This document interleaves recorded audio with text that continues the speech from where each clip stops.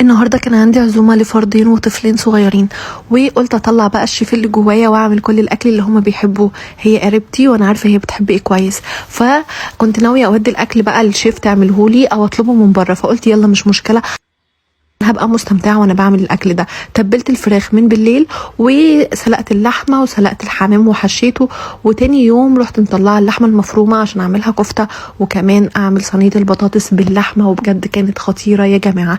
الكفته بقى حطيت لها دقيق ونشا، كان الخضره لسه ما كانتش جت فما عرفتش احطها للاسف، طلع طعمها جبار. بعد كده دي صينيه البطاطس باللحمه استوت معايا خلاص وطعمها حلو جدا بالتوابل بتاعتها اللي تجنن. وهنا الفراخ المشويه كانت تحفه يا جماعه. انا عارفه قريبتي بتحب ايه كويس هي اولادها، فما عملتش مكرونه بشاميل ولا عملت اي حاجه جنب الحاجات دي. وبكده كان الاكل بتاعي جاهز وخلاص هبدا احط التاتشات الاخيره. بعترف يا جماعه ان انا ما بعرفش احمر الحمام كويس، ما بيطلعش كله لون واحد معايا.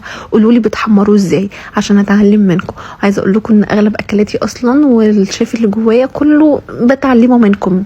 عموما ده كان الاكل بتاعي وكان كله جاهز خلاص والحمد لله خلصت على خير. نبدا بقى نعمل الحاجات التانية. انا طلبت لهم الحلو بقى من بره، وكمان ما نسيتش الاطفال وجبت لهم شيبسيات وحاجات ليهم وبسكوتات وكده. دلوقتي انا بعمل العصير وبجهز الفاكهه وبجهز السلطات وبجهز العصاير وخلاص كده. وعملت الرز يا جماعه، هو ما كانش الطف حاجه بس كان حلو برضو.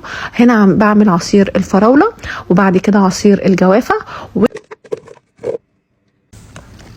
هنا بقى عصير الجوافه زي ما انتم شايفين بيجهز معانا، تقيل وحلو وطعمه مظبوط جدا. هنا بقى كان الشكل النهائي للاكل ده، الطبق بتاع كل واحد فيهم عباره عن قلب كده فيه رز مع قطعه الفراخ واللحمه والحمام وصباعين الكفته والبطاطس. هنا بقى يا جماعه عايزه اقول لكم الاكل كان طعمه حلو جدا، هم انبسطوا جدا من الخروجه من العزومه وكنا مبسوطين وقضينا وقت لطيف جدا. واتمنى لو اعزمكم كلكم واحد واحد والله.